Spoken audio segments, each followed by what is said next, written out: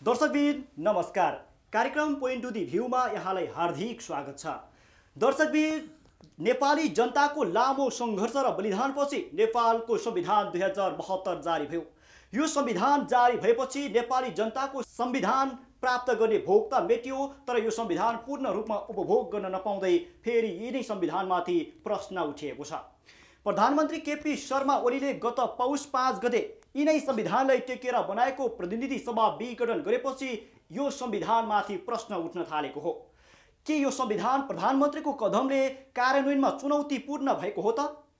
र यो संविधान अबको दिनहरूमा कार्यान्वयनमा लाग्दा कतिको चुनौतीपूर्ण हुन्छ त? यसै सम्बन्धी आज हामी बहस गर्नेछौँ। आजको बहसका लागि आज हामीसँग हुनुहुन्छ अधिवक्ता दिवेन्द्र घिमिरेजी। उहाँसँग हामी आज बहस गर्नेछौँ। निष्पक्ष र निरन्तर खबरको लागि सहयोगी खबरलाई सब्स्क्राइब गर्नुहोस्, साथै नजिकै रहेको बेल आइकनलाई पनि थिच्नुहोस्। दिवेन्द्रजी, यहाँलाई कार्यक्रममा हार्दिक स्वागत छ। धन्यवाद, नमस्कार। आज हामी विशेष गरी संविधानको परिकल्पना र यसको विकास क्रम र यो कार्यान्वयनमा कतिको चुनौतीपूर्ण छ भन्ने विषयमा बहस गर्नेछौँ। सबभन्दा पहिला हामी सबै नेपाली र सबैलाई थाहा भएको कुरा हो, देशको मूल कानुन भनेकै संविधान हो।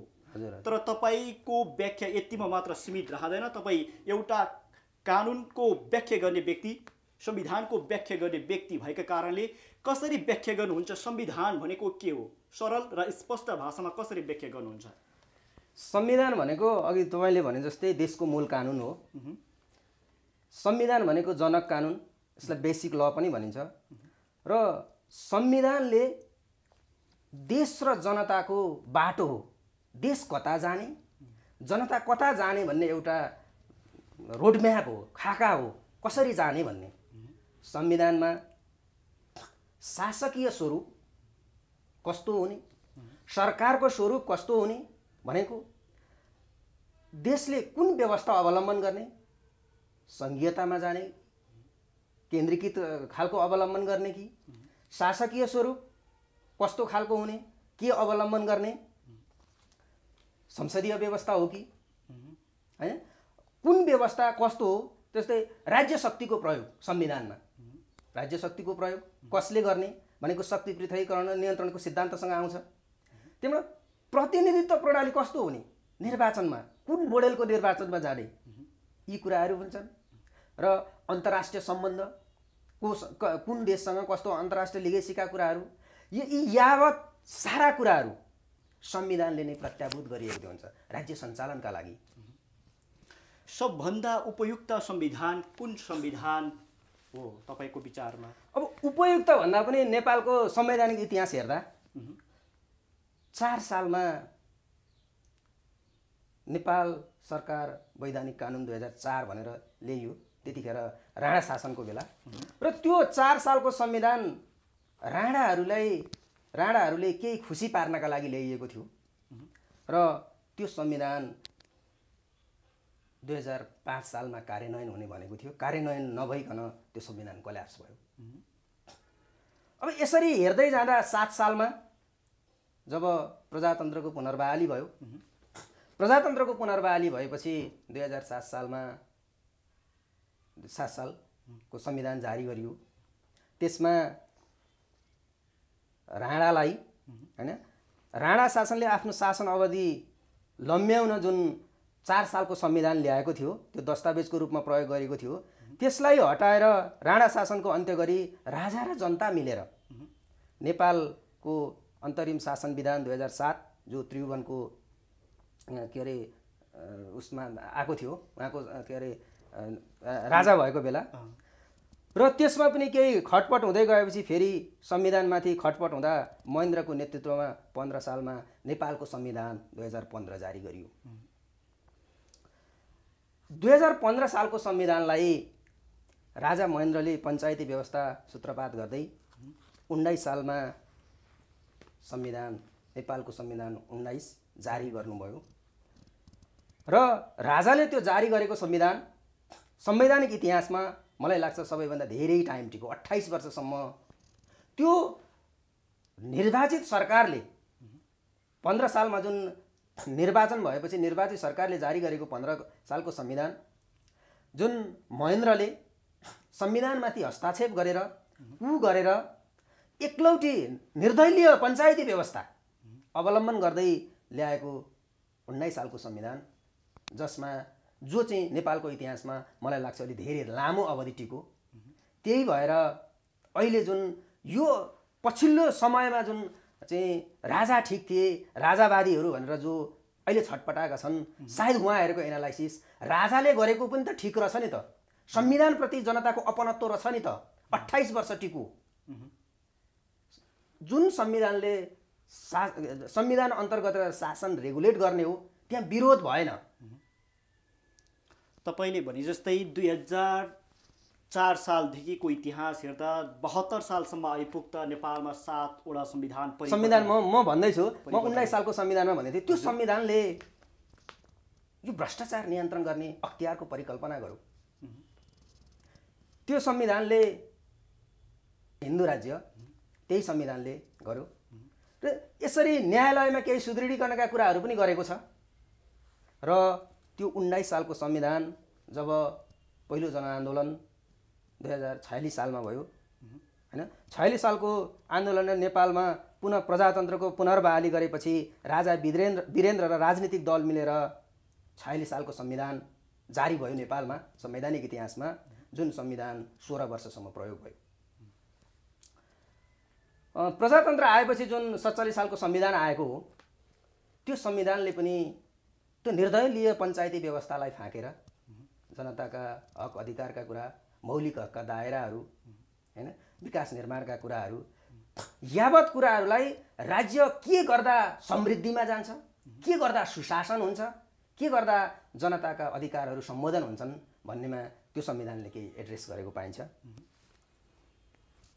र त्यसपछि जब 63 सालमा 2063 सालको गणतन्त्रको जग हाल्ने काम 63 सालको नेपालको अन्तरिम संविधान 63 सालले गर्यो, जुन त्यो पनि एउटा लामो त्यसको लामो फेरि हस्त छ।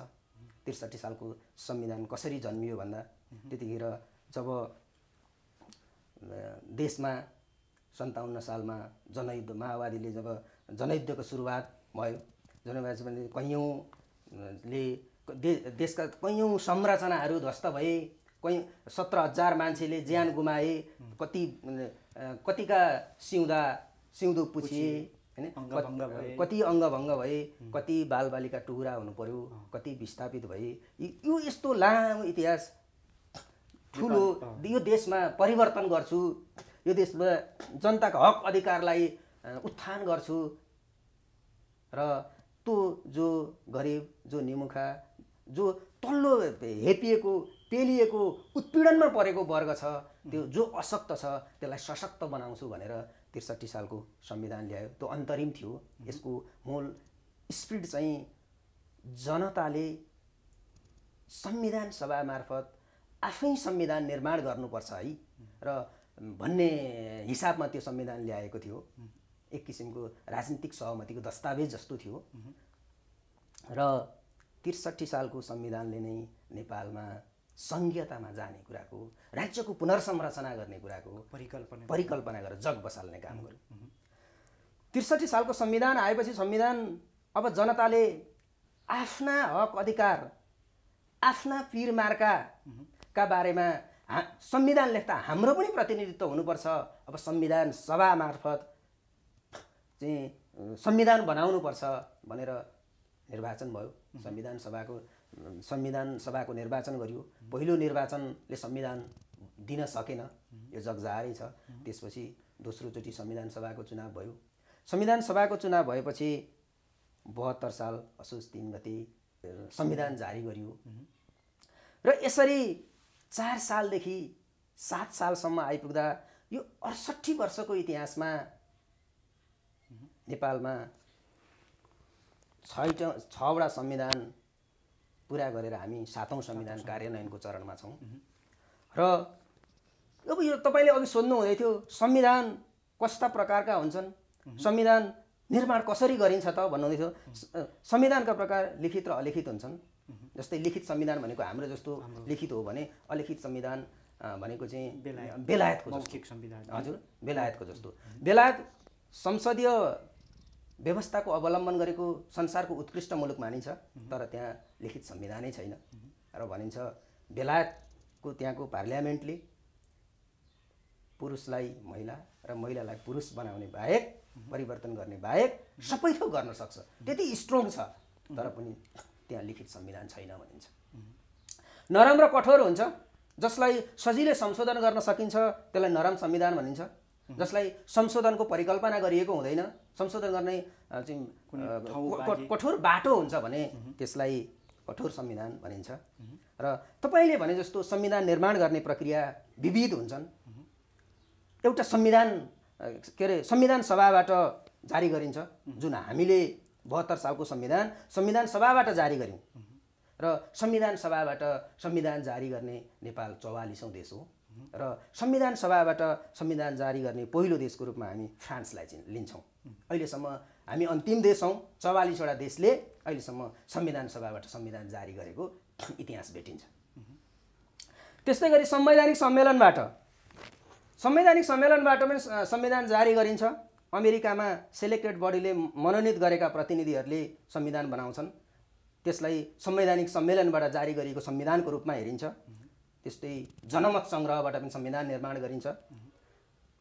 जनमत सङ्ग्रहबाट संविधान निर्माण गरिएको उत्कृष्ट उदाहरण हामी स्विजरल्यान्डलाई लिन्छौँ। यो वैधानिकताको विषयमा जनमत गरिन्छ। जनमत सङ्ग्रहबाट संविधान निर्माण गर्दा चाहिँ वैधानिकता कतिको छ भन्ने विषयमा गरिन्छ।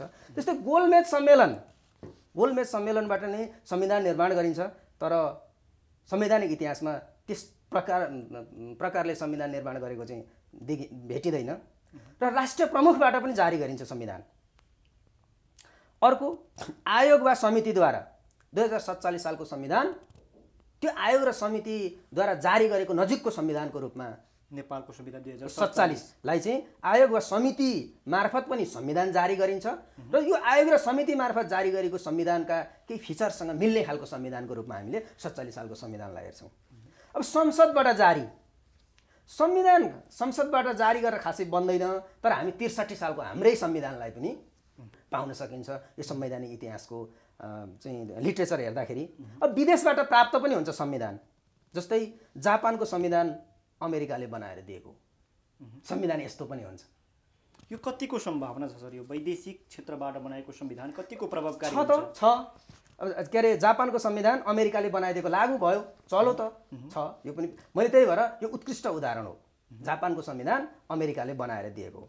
नेपालकै संविधानको कुरा गरौँ। नेपालमा तपाईँले भन्नुभयो 68 वर्षमा 7वटा संविधान हामीले प्राप्त गर्यौँ, तर संविधान किन यसरी परिवर्तन भइरहेको छ त नेपालमा? अब यसको संविधान परिवर्तन किन हुन्छ भन्दा चाहिँ तपाईँको के छ भने त्यो संविधानप्रति जनताको अपनत्व भएन, जनताको सहभागिता भएन। यो संविधान मेरो हो, हाम्रो हितको लागि हुन्छ भन्ने हिसाबले के गरिएन त भन्दा त्यो संविधानप्रति अपनत्व जगाउन सकिएन। राजनीतिक अस्थिरता भयो। राजनीतिक जनताको आवश्यकताका आधारमा त्यो स्पिरिटमा भन्दा पनि राजनीतिक दलका खिचातानीका आधारमा चाहिँ के गरिदियो भन्दा संविधानलाई चाहिँ संविधानको मर्ममाथि चाहिँ प्रहार गर्ने काम समय समयमा गरियो। त्यस्तै जनताले आफ्नो संविधान आफै लेख्ने अवसर नै पाएनन्। तपाईँको जनजातिका समस्या के हुन्, दलितका समस्या के हुन्, सीमान्तकृतका समस्या के हुन्, महिलाका समस्या के हुन्, हाम्रा यी समय छन्, यस्ता कुराहरू चाहिँ संविधानमा लेखिनुपर्छ है भन्ने खालको अनुभूति गर्न नसकेका कारणले गर्दा यो संविधान यो छोटो अवधिमा तपाईँले भने जस्तो 68 वर्षको अवधिमा चाहिँ संविधान परिवर्तन भइरहेको। अहिलेको तत्कालको संविधान 2072 को संविधानमा महिला आयोग, जनजाति, दलित, मुस्लिम सबैले समेटेर नेपालको संविधान 2072 जारी भयो। तर पनि यो संविधानमाथि पनि अहिले प्रश्न, शङ्का, उपशङ्का उब्जिएका छन्। के हो यो संविधानको पनि फेरि अर्कै संविधान निर्माण गर्ने पक्षमा गएर यो संविधान फेरि भङ्ग गर्ने योजना त लागेको छैन? अब यसको तपाईँको जुन प्रश्न छ यो चाहिँ म सुरुदेखि भनिदिन्छु। संविधानको धारा 1 को उपधारा 1 मा के छ लेखेको छ भने यो संविधानको पालना गर्नु प्रत्येक व्यक्तिको कर्तव्य हुनेछ, नागरिकको कर्तव्य हुनेछ। यो संविधान अघि मैले जुन तपाईँलाई लामो फेरि अस्ता भने 72 सालको संविधान धेरै राज्यले मूल्य चुकाएको छ, धेरै राज्यले लगानी गरेको छ, धेरै जनताका चाहिँ आशाहरूलाई, भरोसाहरूलाई, समस्याहरूलाई र यो देशलाई समृद्धिमा लाने, यो देशका जनताको चाहिँ सुख शान्ति, अमन चयन, रोजगारीका कुराहरू सिर्जना गर्नेमा जुन कुरा गरेको छ, यसमा चाहिँ यो पालना गर्नुपर्छ, मान्नुपर्छ। संविधानभन्दा माथि कोही पनि हुँदैन। संविधानको पालना गर्नुपर्ने, संविधानको रक्षकले नै संविधानलाई नै टेकेर बनाएको प्रतिनिधि सभा विघटन गरेपछि के यो संविधान जुन कार्यान्वयनतिर लाग्नुपर्ने थियो त्यो कार्यान्वयनतिर लाग्न सकिन्छ? यो संविधान कार्यान्वयनका जुन पाटाहरूका कुरा गर्नुहुँदैछ तपाईँले, यो संविधानमा जे कुरा लेखिएको छ जस्तै नागरिकताका कुराहरू हैन, नागरिकता हामीले यो संविधानमा अरू संविधानभन्दा बाहेकका कुराहरू, गैर आवासीय नेपालीलाई नागरिकता दिने, वंशीय आधार तथा लैङ्गिक पहिचान सहितको नागरिकता, यी नयाँ कुराहरू ल्यायौँ। त्यसै गरी मौलिक हकको दायरा बढाइयो। अहिले संविधानको धारा 16 देखि 46 सम्म 31 वटा मौलिक हक, जसमा महिलाका कुराहरू, बालबालिका कुराहरू, के अरे जनजातिका कुराहरू र त्यो जातिका मात्रै नभएर खाद्य सम्प्रभुताका कुराहरू, सामाजिक वातावरण कायम गर्ने कुराहरू, शिक्षाका कुराहरू र यसरी यो फन्डामेन्टल राइट्समा, यो मौलिक हकहरूमा चाहिँ के गर्नुपर्छ त भन्दा त्यो एक पक्षमा मात्रै होइन, व्यक्तिगत पक्षमा मात्रै होइन, त्यो वातावरणीय पक्षमा, त्यो खाद्य सुरक्षाका पक्षमा, त्यो सामाजिक सुरक्षाका पक्षमा, सामाजिक सुरक्षा सम्बन्धी हक छ हैन, स्वास्थ्य सम्बन्धी हक छ, शिक्षा सम्बन्धी हक छ। अघि मैले भने हो, यसरी यो हामीले चाहिँ यसको दायरालाई ठुलो बनायौँ 72 सालको संविधानमा। र के लेख्यौँ भने यो मौलिक हकमा व्यवस्था भएका कुराहरू चाहिँ 3 वर्षपछि कानुन बनाएर लागू गर्ने भन्यौँ। र यसरी धेरै अधिकार संविधानमा दिए जस्तो देखिए तापनि त्यो कानुन बनाएर कार्यान्वयन गर्ने, लागू गर्ने भन्ने कुरा चाहिँ के छ भन्दा आफैमा चुनौती छ। किन यो कार्यान्वयन हुन सकेको छैन? त्यो लगभग 5 वर्ष भइसक्यो नेपालको। यो 5 वर्ष भन्दा पनि यो राजनीतिक खिचातानी, राजनीतिक भागबण्डा हैन, राजनीतिक अस्थिरताका कारणले गर्दा, जस्तै नागरिकका कर्तव्यका कुरा गऱ्यौँ, ती कर्तव्यमा हामी कति सचेत छौँ, राज्य कति सचेत छ? जुन धारा 48 मा नागरिकका कर्तव्यका कुरा गरियो, त्यसै राज्यका निर्देशक सिद्धान्तका कुरा गरियो हैन, त्यस्तै नीतिहरू, राज्यका नीतिहरू हैन, त्यसमा 13 वटा नीतिभित्र धेरै लामो फेरि जस्तो छ राज्यका नीति, कस्तो नीति अवलम्बन के गर्न सक्ने भन्ने। र तपाईँले भने जस्तो जुन हामी धारा 56 मा राज्यको संरचना, सङ्घ, प्रदेश र स्थानीय तहका कुरा गरौँ, म कार्यान्वयनमा आउँदैछु है, तपाईँको क्वेसनमा आउँदैछु म। र हामीले 7 वटा प्रदेश र के अरे 753 वटा स्थानीय निकायलाई संविधानले चाहिँ के अरे 7 वटा प्रदेश र 753 वटा स्थानीय निकायको निर्वाचन भयो। र बिस्तारै ती प्रदेशहरूमा पनि चाहिँ संघीयतामा गइसकेपछि हैन, संघीय मोडलमा गइसकेपछि प्रदेशका उसका आर्थिक अधिकारहरू, उसका प्रशासनिक अधिकारहरू, उसका संरचनागत कुराहरू के गरियो त भन्दा प्रदेशलाई धेरै कुराहरू चाहिँ स्वायत्तता दियो। त्यही अनुसार प्रदेश संरचना भए, प्रदेशमा प्रदेश प्रमुख नियुक्ति भए, प्रदेश मुख्यमन्त्री भए, प्रदेश सरकार गठन भएर अहिले पनि सञ्चालन भइराखेको छ। र यसको अर्थ त के हो त भन्दा यो संविधान कार्यान्वयनको केही रूपमा चाहिँ हुँदै गएको है। स्थानीय निकायको चुनाव भयो, स्थानीय निकाय अहिले स्थानीय सरकार, जनताको सबैभन्दा नजिकको सरकार स्थानीय सरकार, त्यहाँबाट काम भइरहेको छ। जनताले नजिकैबाट आफ्ना जनप्रतिनिधिबाट चाहिँ सेवा सुविधा लिने अवसर पाएका छन्।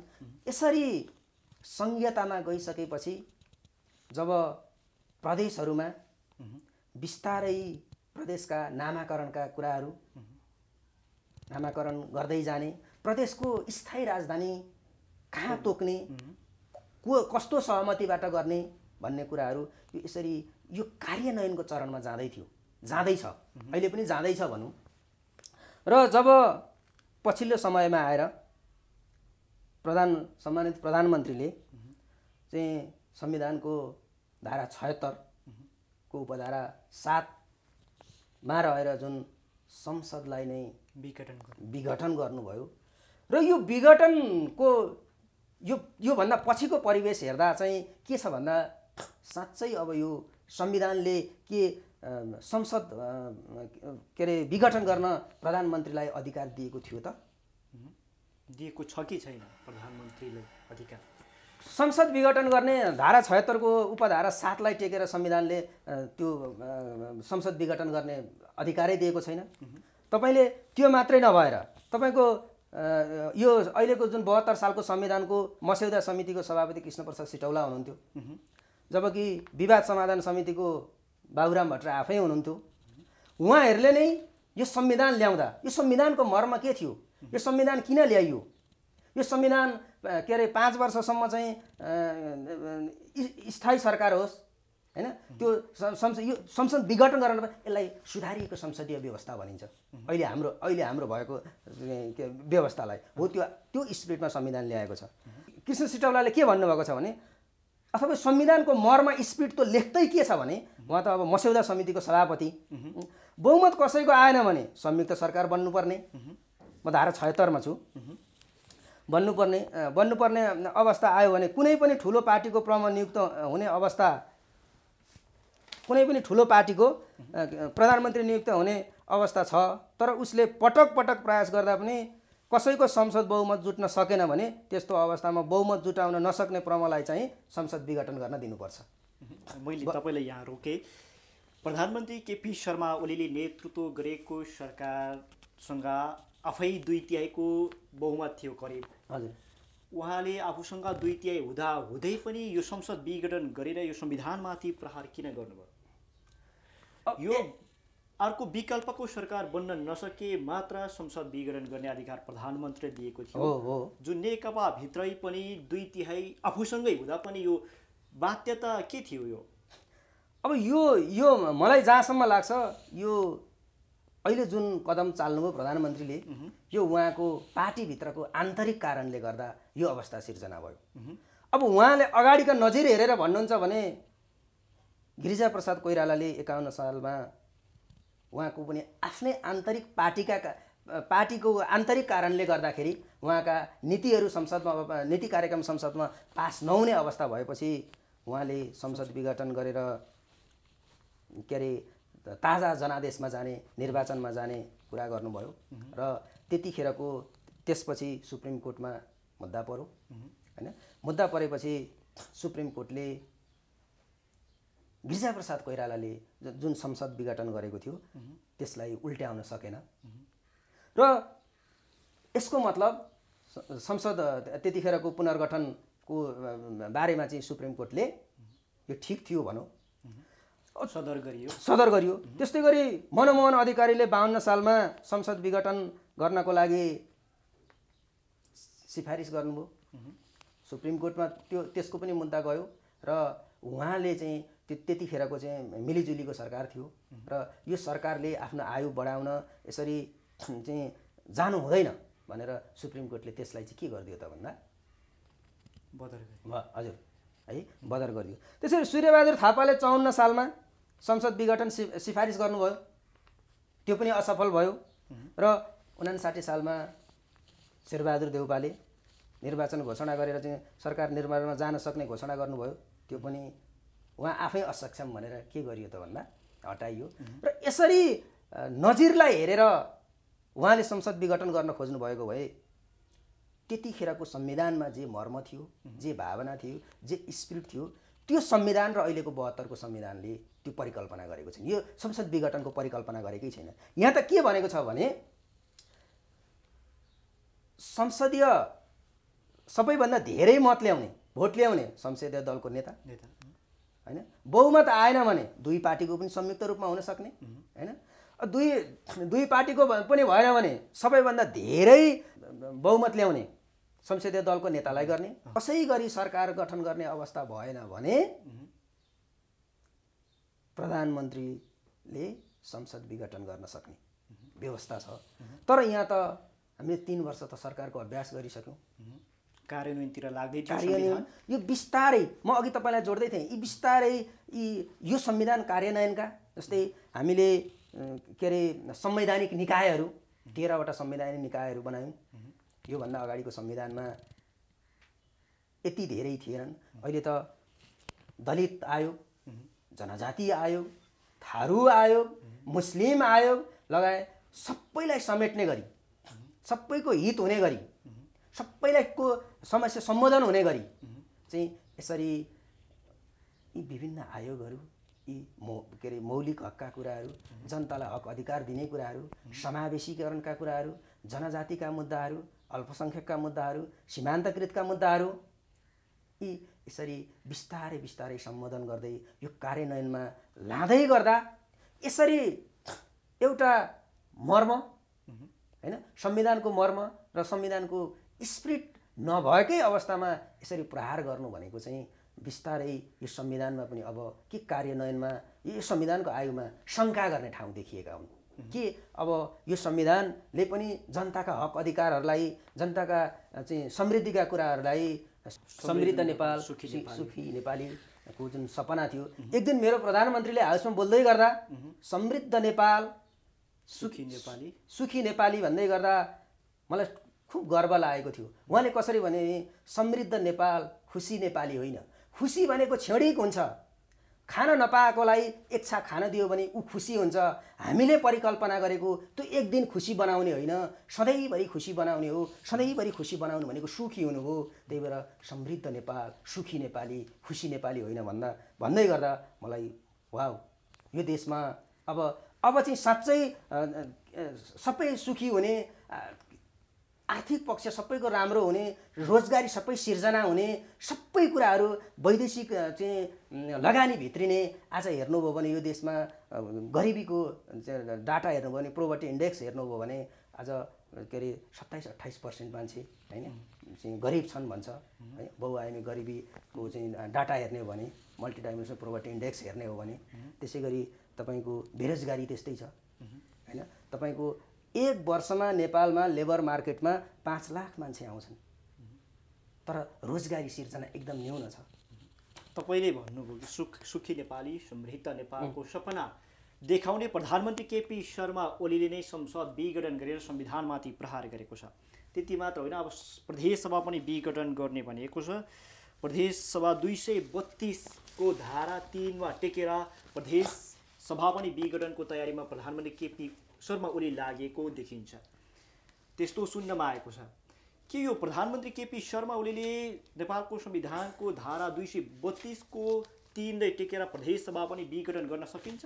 कतिको म तपाईले संविधानमै के व्यवस्था गरेको छ भने, संविधानको 232 को जुन कुरा गर्नुभयो तपाईले, धारा 3 को कुनै पनि प्रदेशमा नेपालको सार्वभौम सत्ता, भौगोलिक अखण्डता, राष्ट्रियता वा स्वाधीनतामा गम्भीर असर पर्ने किसिमको कार्य भएमा राष्ट्रपतिले त्यस्तो प्रदेश मन्त्री परिषदलाई आवश्यकता अनुसार सचेत गराउन, मन्त्री परिषद र प्रदेश सभालाई बढीमा 6 महिनासम्म निलम्बन गर्न वा विघटन गर्न सक्नेछ। अब जसरी 76 को धारा प्रयोग गरेर उहाँले के अरे संसद विघटन गर्नुभयो, अब यही लास्टको शब्द मैले यही शब्द कोड गरेँ, विघटन गर्न सक्नेछ भन्ने शब्दलाई लिएर अब उहाँहरूले यो विघटन गर्न बेर छैन। किन भन्दा यहाँ त जे पनि भइरहेको छ, त्यो 76 पनि त मर्मै थिएन। तपाईँ कसले प्रधानमन्त्रीले ठिक गर्नुभयो भनेर कुन कानुनको जानकारले, कुन कानुन व्यवसायीले कसले भनेको सुन्नुभएको छ? हिजो अस्ति एउटा विज्ञप्ति हेर्दै चाहिँ सम्मानित सर्वोच्च अदालतको 4 जना पूर्व प्रधान न्यायाधीशहरूले विज्ञप्ति निकालेर के भनिराख्नु भएको थियो भने, यो संविधानको मर्म, भावना अथवा संविधानको स्पिरिट अनुसारको यो काम भएन भनिराख्नु भएको थियो। हुन त सम्मानित सर्वोच्च अदालतमा विचाराधीन रहेको मुद्दामा यसरी बाहिर बोल्न मिल्दैन, तर पनि कोही पनि यस्तो मान्छे जो भेटिएको छैन, जो यसरी तपाईहरुको जस्तो चाहिँ मिडियाबाट सुनिएको छैन कि प्रधानमन्त्रीले संसद विघटन गर्नुभएको यस अर्थमा वैधानिक छ, यस अर्थमा सही छ कि यो एउटा पार्टीको आन्तरिक कलहका कारणले गर्दा यत्रो त्याग, यत्रो लगानी, यत्रो चाहिँ जनताको बलिदानले आएको संविधान जुन पुरा 5 वर्षसम्म स्थिर सरकार नभइकन यसरी गर्नु भनेको चाहिँ नेपालीको लागि साँच्चै दुर्भाग्य हो। तपाई यही भन्नुहोस्, जुन चाहिँ समय उहाँले तोक्नु भएको छ त्यो टाइममा मलाई निर्वाचन हुन्छ जस्तो चाहिँ लाग्दैन। के अर्थमा लाग्दैन भने जबकि नेकपा चाहिँ दुई भारमा गइसकेपछि चुनावमा जाने भयो भने त चुनाव चिन्ह चाहिएला नि त, पार्टी त चाहिएला नि त, यो मेरो पार्टी हो भन्ने। र त्यसको लागि निर्वाचन आयोगले केही त भन्नु पर्ला नि त हैन। यो विवादलाई निर्वाचन आयोगले कसरी टुङ्ग्याउन सकिन्छ? यो जब नेपालको संविधानको जुन दल सम्बन्धी व्यवस्थामा 5 वर्षसम्म पार्टी एकता भएपछि विभाजन हुन नपाइने भन्ने व्यवस्था उल्लेख गरिएको छ, के यो राजनीतिक दल सम्बन्धी व्यवस्थाले यो नेकपालाई एकजुट बनाउन सकिन्छ या यो विभाजनतिर लान सकिन्छ?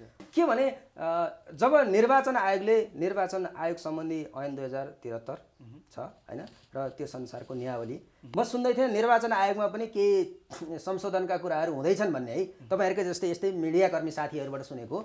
र अब निर्वाचन आयोगले उसको क्षेत्राधिकारभित्र उसको ऐन कानुनभित्र रहेर गर्ने कुरा आफ्नो कुरा हो।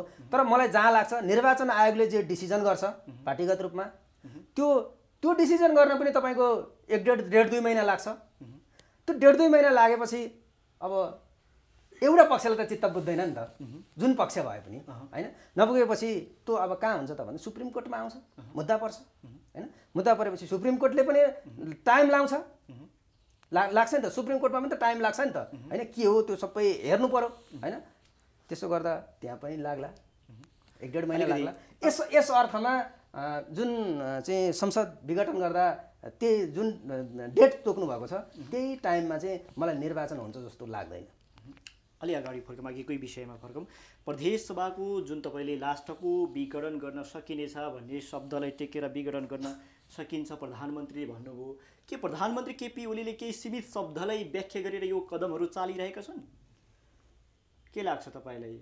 अब अहिलेको जुन यो पछिल्लो समय हेर्दा चाहिँ यो चाहिँ संविधानको मर्म भन्दा पनि हैन, संविधानको स्पिरिट के हो भन्दा पनि चाहिँ अलिक चाहिँ यो यस्तै हो भन्ने आफू अनुकूल व्याख्या हैन, त्यसरी बुझौँ न, आफू अनुकूल व्याख्या गरेर चाहिँ यो कदमहरू जस्तै अब के अरे प्रदेश नम्बर 1 मा पनि प्रदेशमा हैन अब मुख्यमन्त्रीको विरुद्धमा चाहिँ अविश्वासको प्रस्ताव कुरा दर्ता भइसक्यो। प्रदेश नम्बर 3 मा त्यस्तै छ हैन। भनेपछि यो चाहिँ जुन माथिको असर हैन, सङ्घमा भएको असर, सङ्घीय संसदको असर चाहिँ त्यहाँ पनि केही मात्रामा छिटाहरू सुरु भइसकेका छन्। यस अर्थमा अब यो सङ्घीयता कार्यान्वयनका कुराहरू, यो संविधानका कार्यान्वयनका कुराहरू र प्रदेशले त बिस्तारै चाहिँ नामाकरणका कुराहरू, राजधानी राख्ने कुराहरू, प्रदेशका कानुन बनाउने कुराहरू, जुन बिस्तारै जनताका हक अधिकार, देशमा अमन चमन, सुख शान्ति, समृद्धिका जुन टुसाहरू पलाउँदै थिए, जुन हुर्किँदै थिए, तिनीहरूमाथि अलिकति प्रहार भएको हो कि तिनीहरूलाई अलिकति निमठनिय खोजिएको हो कि भन्ने चाहिँ मलाई लाग्छ। यो संविधानले बनाएको जुन प्रदेश सभाहरूमा पनि तपाईँले भने जस्तै जुन यो संघीयको जुन असरहरू स्थानीय तहसम्म पुगेको छ, प्रदेशसम्म पुगेको छ, यो प्रधानमन्त्रीले केही आधार टेकेर त्यो प्रदेश सभा पनि विघटन गरियो भने के यो संघीयताको राज्य व्यवस्था खारेज हुन्छ? त्यो बारेमा चाहिँ अहिले नै भन्न मिल्दैन है। अब यो यस्तो संघीयतालाई टेकेर बनाएको संविधानमा अब जुन नियमहरू छन् सबै भङ्ग गर्दै गएपछि यो संविधान त स्वतः खारेज हुनुपर्ने हो। खारेज भन्दा पनि अघि जसरी मैले संविधानको फेरि हस्त भने नि, संविधान परिवर्तन चाहिँ के एउटा क्रान्ति हुनु पर्यो, के एउटा आन्दोलन हुनु पर्यो, के एउटा व्यवस्था परिवर्तन हुनु पर्यो। अघि म जोड्दै थिएँ, व्यवस्था परिवर्तन भयो, 7 सालको संविधान आयो, निर्वाचन भयो, 15 सालको संविधान बनाइयो, राजाले गर्नुभयो, 19 सालको संविधान आयो। भनेपछि यो चेन्ज हुन चाहिँ एक खालको राज्यमा एउटा परिवर्तन, एउटा उथल पुथल हैन, सिस्टममा परिवर्तन यसरी आउनुपर्छ। र अब अहिलेको यो संविधानमा पनि जुन एक खालको तरङ्ग आएको छ, जुन यो तरङ्गले गर्दा यो संविधानलाई पनि अब यसका पनि कार्यान्वयनका चुनौतीहरू छन्। जुन अघि मैले भने जुन बिस्तारै समृद्धिमा जाँदै गरेको हैन, चाहिँ पछिल्लो अघि म जोड्दै थिएँ, पछिल्लो डाटा करप्सनमा हामी साउथ एसियामै फर्स्ट होइन हो नि है। तपाईको पछिल्लो सरकारको डाटा अनुसार लगभग चाहिँ 48 लाख मान्छे विदेशमा छन् है। 48 लाख मान्छे विदेशमा छन्। एक वर्षमा के अरे लेबर मार्केटमा 5 लाख मान्छे आउँछन्, कम रोजगारी छ। तपाईको डुइङ बिजनेसको चाहिँ डाटा हेर्नुभयो भने कस्तो छ नेपालमा भन्ने भने एकदम त्यहाँ कम छ। वैदेशिक लगानी आउन सकेको अवस्था छैन। देशमा राजनीतिक अस्थिरता छ। यी सबैले गर्दा नेपालीहरूको चाहिँ अब समृद्ध नेपाल, सुखी नेपालीको जुन परिकल्पना गरिएको छ यसलाई चाहिँ कार्यान्वयन गर्ने चाहिँ एकदम मैले चुनौती देखेको छु।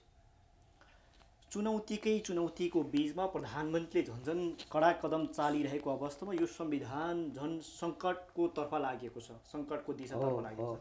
के प्रधानमन्त्रीको यो कदमले यो देशलाई अधिनायकतावादतिर लगेको हो?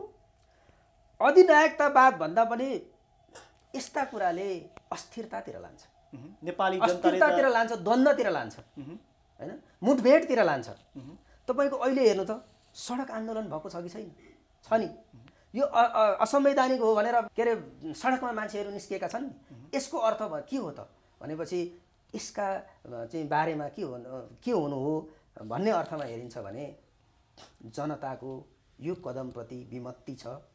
यो केका लागि ल्याइयो, यो कसलाई चाहिएको थियो हैन? संसद विघटन कसलाई चाहिएको? तपाईहरु जस्ता मिडियाकर्मीलाई आवश्यकता थियो हैन? कानुन व्यवसायीलाई आवश्यकता थियो के? नेपाली कांग्रेसलाई आवश्यकता थियो? अरु कुनै तराईका राजनीतिक पार्टीहरूलाई आवश्यकता हो? चाहिएको कसलाई? किन चाहियो? संविधानमाथि प्रहार भयो र यो संविधानमाथि यसरी प्रहार हुनु भनेको तपाई हामी सबै नेपालीको एउटा आस्थामाथि, एउटा भरोसामाथि, एउटा विश्वासमाथि प्रहार हुनु हो। यो संविधानले परिकल्पना गरेको राजनीतिक अस्थिरता, सुशासन, विकासका जुन समृद्धिका नक्साहरू कोरेर यो संविधान ल्याइयो। तर नेपाली जनताले त यो संविधान पूर्ण रूपमा उपभोग गर्न नपाउँदै फेरि नेपाली जनताले यो संविधान पनि फेरि परिवर्तन हुने हुन् कि भन्ने शंका व्यक्त गरेका छन्। ठुलो दुर्भाग्य त्यही हो। तपाई हाम्रो ठुलो दुर्भाग्य त्यही हो। अघि मैले भने नि अब त देशमा स्थिरता हुन्छ है। त्यति लामो द्वन्द्व देशले खेपो, संरचनाले त्यति भत्किए, त्यति मान्छे मरे हैन? अब चाहिँ सरकार स्थिर सरकार हुन्छ हैन?